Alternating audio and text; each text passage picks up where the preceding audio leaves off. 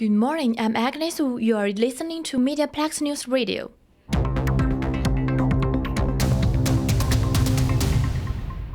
The coronavirus has been declared a global health emergency by the World Health Organization, and estimated 10,000 people are infected worldwide. The first case of the person-to-person transmission in the U.S. was confirmed yesterday in Chicago. Today, the UK confirmed its first 2 coronavirus cases. Meanwhile, in Canada, 3 coronavirus cases has been confirmed. Canada's Chief Public Health Officer, Dr. Teresa Tim, says it will likely take at least a year before a vaccine is developed.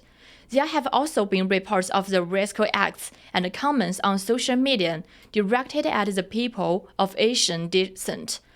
Dr. Tim came out on Twitter and called this unacceptable and very hurtful. The Kathleen Bird Bone Marrow Association is holding another Get Swabbed event on February 8 at Canadian Blood Service from 9:30 a.m. to 1 p.m.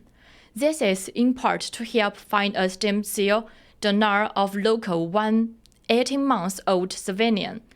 The process of getting swabbed is simple. A cut tip is used to collect DNA and donors to join a worldwide bone marrow registry.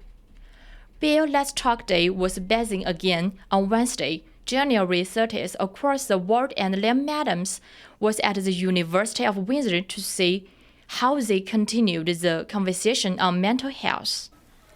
Students in Windsor joined the more than 231 post-secondary institutions across Canada participating in Bell Let's Talk Day. Janessa Shaw, a psychology student at the University of Windsor and a volunteer at the Wellness Outreach Office, was pleased to see the students seeking more information. And we had so many awesome messages being written on the walls. It's great to see all the different languages and the pieces of advice and support that students are sharing. We also had a lot of people visiting our different booths to learn more about the opportunities they have on campus in terms of resources and support, but also in how to educate themselves and engage in training opportunities so they can learn to support others. More than $108 million has been raised by Bell over the last 10 years to help combat the stigma of mental health and continue the conversation toward wellness. The Windsor Public Library will open in their new home this Monday, February 3rd. The library will occupy the first 2 floors of the Paul Martin building at 185 Outlet Avenue.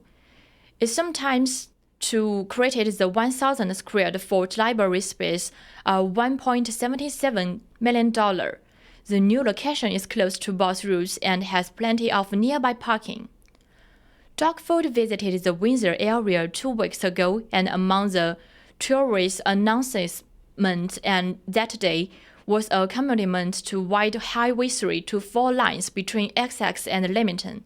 Telestan tells us how Windsor Essex residents can support this expansion. Along with the draft transportation plan, the provincial government has also initiated a transportation survey to assess the needs of southwestern Ontario residents. The survey covers infrastructure, public transportation, and other named projects, but the Highway 3 expansion is not directly mentioned.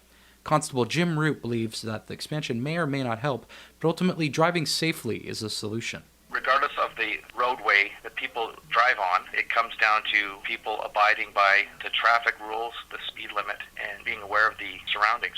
Daily commuters and Windsor-Essex residents have been concerned about the safety of the 26-kilometer stretch between Essex and Leamington for a while. Marissa Wingerden drives from Kingsville to Windsor every day and feels that the highway needs this expansion. Number 3 is honestly the scariest road that I drive on. Now that I know about the survey, I'd be interested in taking a look at it. The survey closes on March 17th this year and can be found by Googling Connecting Southwestern Ontario Survey. Fill it out for yourself and bring attention to the actions you'd like to see. For MediaPlex News, I'm Tyler Stein. Part of the EC Road Expressway will be closed today until noon. There is some geotechnical work between Denham Boulevard and Dougal Avenue. Thanks for tuning in. I'm Agnes Wu, and you have been listening to MediaPlex News Radio. Stay tuned for our next radio broadcast at 11:30 a.m.